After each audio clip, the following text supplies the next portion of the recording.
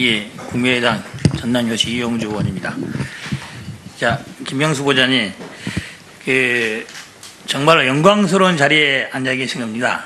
대한민국의 감사합니다. 대법원장의 후보자로서 그 자리에 앉게 되신 것을 축하드립니다. 감사합니다. 제가 이번 청문회를 준비하면서 여러 자료를 찾아봤습니다. 여러 자료를 찾아봤는데 후보자의 말마따나 31년간 재판 업무에 종사를 해오셨고 그 과정에서 큰 무리가 있었던 건 없는 것 같아요. 그리고 오히려 정교조 관련된 법인의료 통보처분 효력 정지라든지 삼성 에버랜드 관련 회사의 부당 노동에 인정한다는 이런 판례들은 당시로서는 상당히 인정하기 어려운 건데 큰 용기 있는 결심을 내서 한 거다라는 부분에서는 높게 평가합니다. 하지만 그와 별도로 지금 많은 야당 의원들이나 그리고 후보자께서 전혀 대법관을 거치지 않고 대법원장에 지명된 점에 대해서는 사법행정을 최종 책임자로서 제대로 할 수 있는지에 대한 우려들이 많이 있습니다. 이 자리를 통해서 그런 우려들을 충분히 불식시켜 주실 것으로 기대를 합니다. 자, 후보자께 묻겠습니다. 이번에 문제가 됐던 사법부 블랙리스트 사건 진상조사 진행되고 있는데요. 제대로 잘 안 되고 있는 것 같습니다. 그래서 사법부 내에서도 법관회의에서도 추가 조사가 필요하다. 아니면 책임자를 징계해야 된다. 심지어 양승태 대법원장 물러나라. 이런 말까지 나오고 있지 않습니까? 향후에 인준을 통과해서 대법원장이 되신다면은 재조사 하실 생각입니까? 좀 전에도 말씀드렸습니다마는 지금 진상조사위원회가 짧은 시간과 여러 애로사항이 있을 텐데도 1차 결과를 발표한 것은 나름 의미가 있었습니다. 일부 부분에서는 사법행정권 남용을 인정하기도 했습니다마는 말씀하신 블랙리스트 부분에 관해서는 증거를 발견할 수 없었다는 내용으로 되어 있고 그에 대해서 일각에서는 제대로 조사가 안 됐다는 주장도 있습니다. 또 대법원장님께서는 추가 조사를 거부하시면서 여러 가지 또 사정을 말씀하신 것도 있습니다. 제가 만약 그 모든 절차를 마치고 책임을 맡게 된다면 모든 내용들을 한번 다시 살펴서 추가 조사를 결정하겠습니다. 그 블랙리스트 사건이 단순한 판사들 뒷조사 그런 문제로 시작된 것이라기보다는 오히려 현재 편향성이 논란이 일고 있는 국제인권법학회를 속칭 탄압하기 위해서 아니면 제재하기 위해서 시작된 게 아니라는 것부터 시작된 거 아니겠습니까? 동의하십니까? 조금 단정적으로 말씀드리기는 좀 어려운데 그 내용이 그리고 그 목적이 무엇인지는 저로서는 좀 알지 못합니다. 그렇습니다. 어쨌든 블랙리스트 사건, 사법부 블랙리스트 사건 관련해서 어떤 경위든지 간에 국제인권법학회가 거론이 되고 있는 것이고 그에 주된 활동을 하는 사람들이 타깃이 됐다, 목표가 됐다라는 것은 동의하시는 것 같습니다. 자, 최근 우리 아마 이번 청문회에도 증인으로 채택된 적인 활동이다라고 말씀을 해서 오현석 판사가 논란이 되고 있습니다. 소위 이것이 사법의 정치화 아니냐라는 논란이 있어요. 그에 대해서는 어떻게 생각하십니까?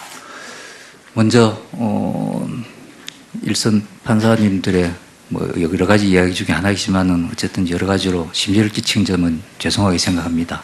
저 개인적으로는 만약 그 뜻이 정치적인 요소가 재판에 영향을 미치거나 아니면 그에 따른 결과로 이어져야 한다는 생각 같으면 저는 결코 동의할 수 없습니다. 그렇습니다. 어쨌든 그런 본인의 개인적인 생각을 언급을 해서 이 사회에 문제가 되지 않겠습니까? 현직 판사가 이 인사청문회 증인으로 채택된 굉장히 이례적인 경우인데 그런 증인으로 채택된 것에 대해서는 그 자체에 대해서는 어떻게 생각하세요? 현직 판사에 대해서? 전 다소 조금 안타까운 일이긴 하지만은 위원회에서 정상적인 절차를 거쳐서 결정한 것이라 따로 다른 의견은 갖고 있지 않습니다. 좀 적절한 게 물어보는 것이라고 볼 수도 있는데 사회적 논란을 일으키고 해당 판사의 언급들이 사회적 논란을 일으켜서 인사청문회까지 오게 됐지 않습니까? 그러한 법관이 향후에도 있을 수 있다고 보는데 그런 법관의 태도에 대해서는 징계 사유에 해당된다고 생각하지 않으십니까? 제 생각에는 지금의 만약에 그 판사님의 말씀이나 의견이 주류를 형성하고 한다면 저로서는 굉장히 우려스러운 일일 것입니다만은 그 뒤에 나와 있는 댓글이나 판사들의 반응을 보더라도 아주 일부분에 그치는 것 같고, 그래서 우려할 만한 정도는 아닌 것 같고, 적어도 지금 상황으로 징계 상황이라고는 생각하고 있지 않습니다. 그렇습니다. 당시 오 판사가 했던 말 중에 다른 것들이야 다 받아들일 수 있겠지만 이 부분에 대해서는 뭐 분명히 의견을 묻고 싶은 게 있습니다. 대법원의 해석, 대법원의 판례에 대해서 이것은 남의 해석일 뿐 대법원의 해석, 통념, 여론들을 따라 양심에 따른 판단 없이 추정하거나 복제하는 일은 없어야 한다. 뭐 일면 맞는 말일 수도 있으나 이게 대법원의 판례를 부정하는 듯한, 그게 배치되는 판결도 꺼리낌 없이 해야 된다는, 본인의 정치적 성향에 해야 된다는 그런 취지로 받아들일 수 있다면 문제라고 생각하지 않으십니까? 물론 판사가 대법원 판결에 대해서 비판적인 시각을 가지고 접근한 건 좋겠지만은, 적어도 기본적으로는 판사로서는 대법원 판결을 존중하는 그런 자세가 먼저 갖춰져야 된다고 생각합니다. 그렇습니다. 최근 사법부가 정치적 판단을 한다 이런 말을 하시는 여당, 야당 국회의원들이 많이 있습니다. 최근에 국정정보 댓글 사건 관련해서 잇단 영장 기각들이 있었습니다. 그에 대해서 여당의 몇몇 국회의원분들이 그런 말을 했었어요. 법원 증거인멸을 계속하라는 건가? 정치적 판단하는 건 느낀다. 아무래도 작심하고 기각한다는 느낌이 든다. 이런 말을 언급이 있었습니다. 이런 것들은 사법부의 독립의 관점에서 본다면은 사법부는 여론으로부터도 독립해야 되지만은 여당, 정치 권력으로부터도 독립해야 되는 거 아니겠습니까? 여당에서 이런 사법부의 독립을 훼손하는 듯한 발언을 한다면은 대법원장이 사법부의 독립을 지켜야 되는 입장에서 가만히 있겠습니까? 아니면 이게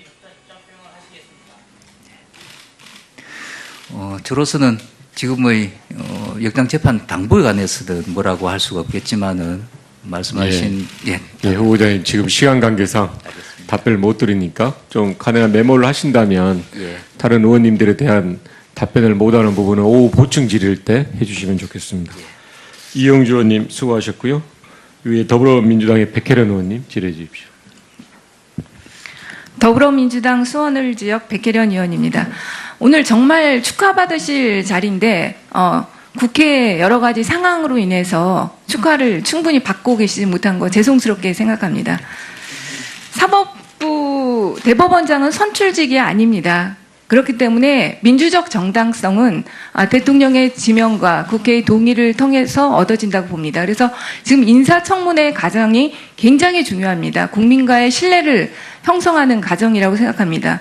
일부 야당 의원님들께서 굉장히 정치 공세적이고 자기 비하적인 또 폄하적인 발언들을 하시는데 그것에 구애받지 마시고 당당하게 인사청문회에 임해 주시길 바랍니다. 이번에 이 후보자의 지명을 두고 일부 야당에서 이렇게 얘기합니다. 대통령의 사법부 장악 의도다. 사법부의 독립을 훼손하려는 의지의 표현이다. 이런 발언들을 하시는데 저는 그것에 전혀 동의가 할 수가 없습니다. 만약 사법부를 장악하려고 한다면 오히려 후보자가 아니라 저는 안정적인 후보자를 지명했어야 된다고 봅니다. 사법부를 장악할 수 있는 대법관 출신의 기수도 높은 그런 후보자를 지명해서 사법부를 장악해야지 훨씬 더 수월한 거 아닙니까? 사실 후보자가 대법원장이 되신다면 대법관 중에서 후보자보다 더 높은 기수에 그리고 더 나이가 많으신 대법관들이 많지 않습니까? 그렇죠? 그렇습니다. 그렇다면 오히려 사법부 장악이라는 것은 더 힘든 것입니다. 오히려 후보자의 지명이야말로 저는 사법부의 독립을 강화시키는데 도움이 될 것이라고 생각합니다. 후보자님의 생각은 어떠십니까? 제가에 대해서 여러 가지 우려가 있는 것으로 알고 있습니다만은 말씀하신 것처럼 저는 개인적으로 여태까지 법관 생활을 하면서 충분하게 법관 독립과 사법부 독립에 대한 의지는 보여드렸다고 그렇게 생각을 합니다. 말씀하신 내용 중에 대법원장이 전화협조에 관여하는 부분이라든지 이런 부분에 대해서는 충분히 그런 점에서도 오히려 제가 적임이 될 수 있다고 생각합니다. 그래서 코드 인사 하시는데요. 코드 인사의 개념이 정말 무엇인지 자체가 명확하지 않습니다. 그러나 코드 인사가 정실 인사 뭐 이런 부분이라면 당연히 안 되는 것이겠죠. 뭐 보훈 인사 그런 것도 안 되는 것이고요. 그러나 후보자님이 지금 다른 존경하는 의원님들 질문에 대답한 것이 나왔지만은 대통령과 어떤 인연도 없고 민정수석과도 어떤 인연이 없다는 것은 명확하지요. 그렇습니다. 네, 그렇다면 이 코드 인사라고 한다고 한다면 보훈 인사나 정실 인사는 아니라는 얘기입니다. 그럼 코드 인사라는 것이 저는 만약 그 코드 인사가 아니라 자기가 호흡을 함께 할 수 있는 시대의 흐름을 함께 할 수 있는 사람을 지명하는 인사라고 한다면 코드 인사라고 말하고 싶습니다. 지금 국민들의 그 사법부에 대한 개혁의 의지 그리고 공정한 사법부를 바라는 이 코드에 맞출 수 있는 대법원장을 후보자를 임명하는 것이 저는 당연하다고 생각하고 그런 부분에서 후보자 호흡을 맞출 수 있다면 좋은 후보자라고 생각한다는 점 말씀드리고 싶습니다.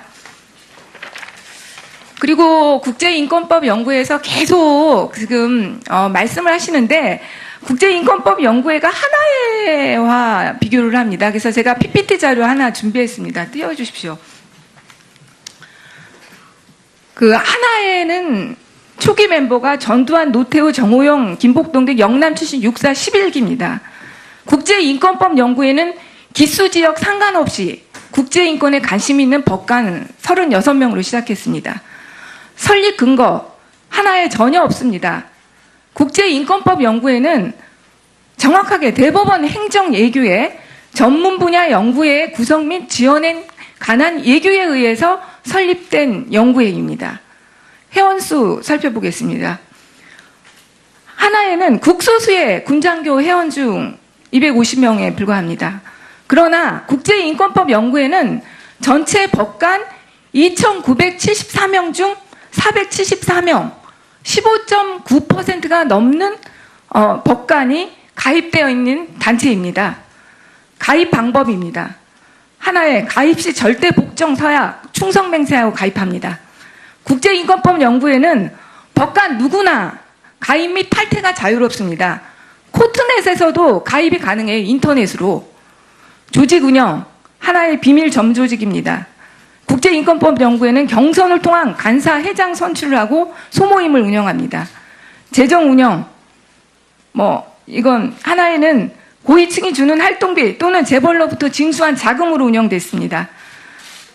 국제인권법연구회는 법원 행정처 지원에 의해서 정상적으로 운영됩니다. 혜택, 이것이 결정적이죠. 하나에는 하나에 가입된 회원들이 진급 및 보직상 특혜를 확실하게 받았습니다. 국제인권법연구회는 전혀 혜택 없습니다. 추구하는 목표, 하나의 출생 및 권력 획득입니다. 국제인권법연구회는 국민의 인권 보장입니다. 그동안 여러 가지 성과는 말할 필요 없죠. 하나의 성과라고 하면 12.12 군사반란, 5.17 쿠데타.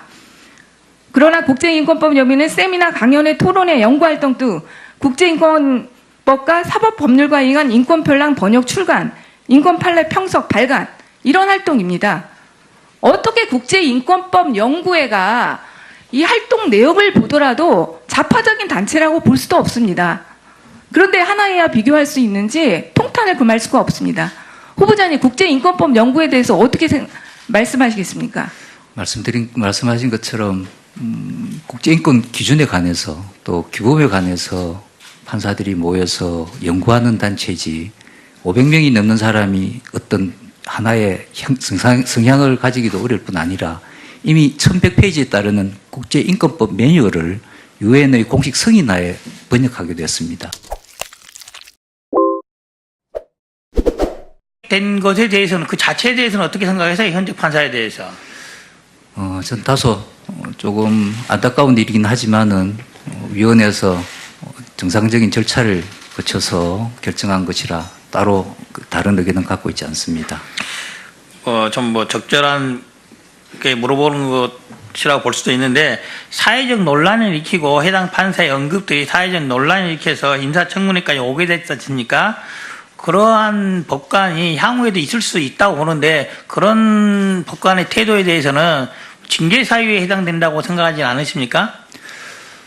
제 생각에는 지금의 만약에 그 판사님의 말씀이나 의견이 주류를 형성하고 한다면 저로서는 굉장히 우려스러운 일일 것입니다만은 그 뒤에 나와 있는 댓글이나 판사들의 반응을 보더라도 아주 일부분에 그치는 것 같고, 그래서 우려할 만한 정도는 아닌 것 같고, 적어도 지금 상황으로 징계 상황이라고는 생각하고 있지 않습니다. 그렇습니다. 당시 오 판사가 했던 말 중에 다른 것들이 대법관을 거치지 않고 대법원장에 지명된 점에 대해서는 사법형정을 최종 책임자로서 제대로 할 수 있는지에 대한 우려들이 많이 있습니다. 이 자리를 통해서 그런 우려들을 충분히 불식시켜 주실 것으로 기대를 합니다. 자, 후보자께 묻겠습니다. 이번에 문제가 됐던 사법부 블랙리스트 사건 진상조사 진행되고 있는데요. 제대로 잘 안 되고 있는 것 같습니다. 그래서 사법부 내에서도 법관회의에서도 추가 조사가 필요하다, 아니면 책임자를 징계해야 된다, 심지어 양승태 대법원장 물러나라, 이런 말까지 나오고 있지 않습니까? 향후에 임준을 통과해서 대법원장이 되신다면은 재조사 하실 생각입니까?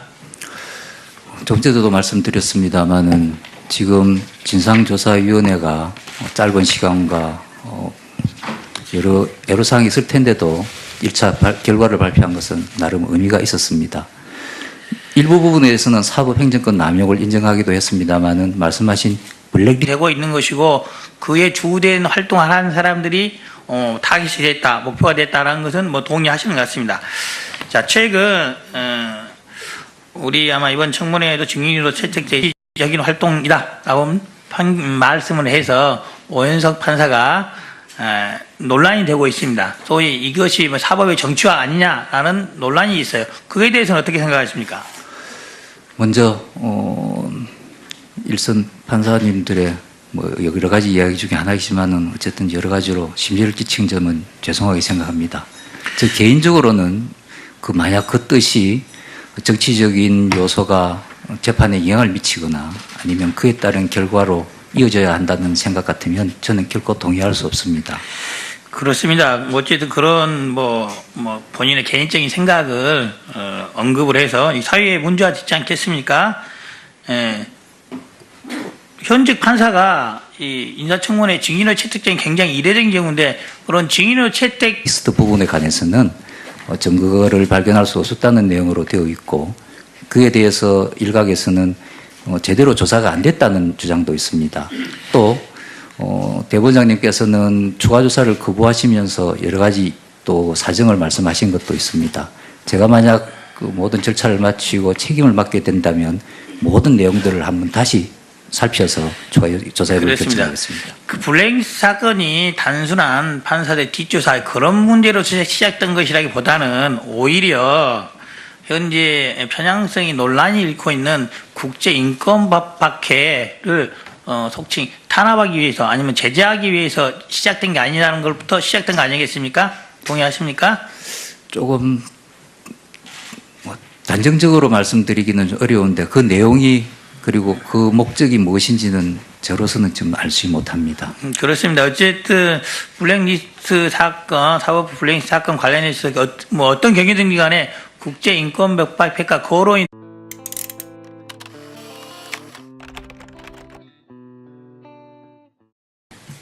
예, 국민의당 전남교시 이용주 의원입니다. 자, 김명수 보좌님, 정말로 영광스러운 자리에 앉아 계신 겁니다. 대한민국의 감사합니다. 대법원장의 후보자로서 그 자리에 앉게 되신 것을 축하드립니다. 감사합니다. 제가 이번 청문회를 준비하면서 여러 자료를 찾아봤습니다. 여러 자료를 찾아봤는데 후보자의 말마따나 31년간 재판 업무에 종사를 해오셨고, 그 과정에서 큰 무리가 있었던 건 없는 것 같아요. 그리고 오히려 정교조 관련된 법인의조 통보처분 효력 정지라든지 삼성 에버랜드 관련 회사의 부당 노동에 인정한다는 이런 판례들은 당시로서는 상당히 인정하기 어려운 건데 큰 용기 있는 결심을 내서 한 거다 라는 부분에서는 높게 평가합니다. 하지만 그와 별도로 지금 많은 야당 의원들이나 그리고 후보자께서 전혀